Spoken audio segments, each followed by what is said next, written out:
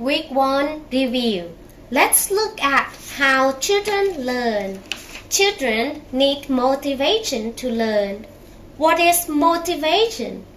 Motivation is a driving force that makes us want to do something and continue to do it. What can motivate them? Children can be motivated by reward, support, relief, games, songs, and flashcards. Children can be motivated from inside or outside. Inside is fun and outside is candy. At the same time, teachers, parents, and ministry want the lessons to be useful. In order to meet every need and to make everyone happy, the lessons should be fun and useful. How can we create a fun and useful lesson? First, let's look at learning styles. There are 4 main learning styles. Visual, prefer to learn by seeing. Auditory, prefer to learn by listening or speaking.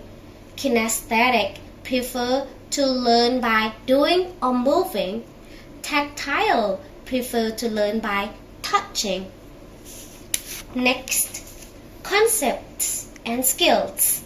Concepts are ideas or topics that we want our students to learn, such as occupations, sports, nationalities, or emotions.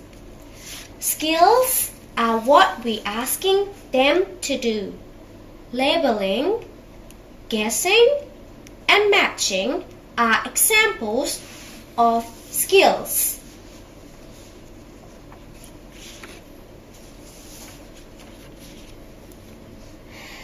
The ideas of concepts, skills, learning styles, and evaluating usefulness and fun can help us as a teacher with planning a lesson, shaping some activities that we are going to do, and designing teaching materials.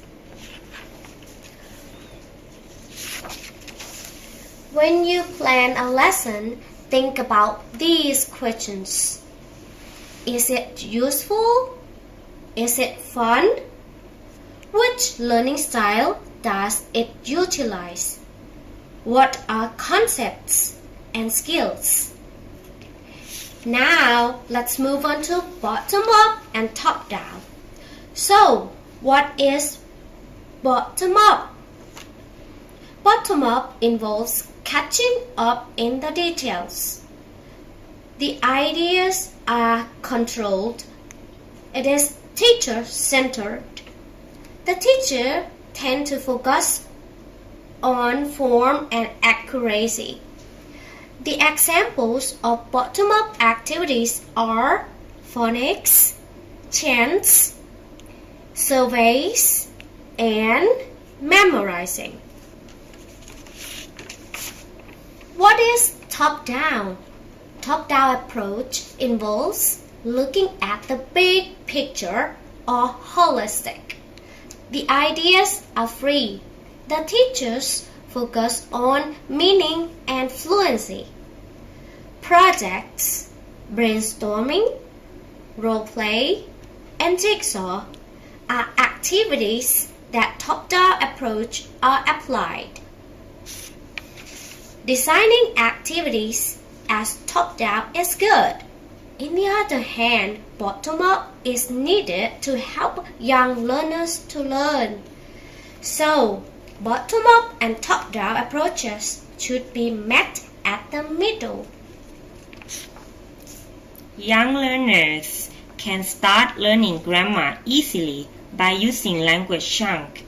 Language chunk is a meaningful unit of language which doesn't need to be as long or short as others. So, for students, swim and ride a bike are similar and are considered as one word since they contain one meaning.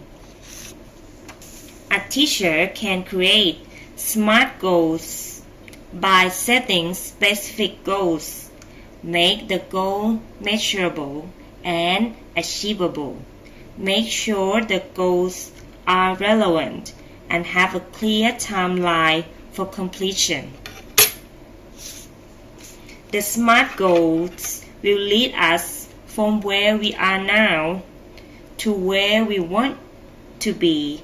In a lesson plan, 3 types of effective aims should be considered: the main and subsidiary aims, as well as a personal aim for teacher to improve ourselves.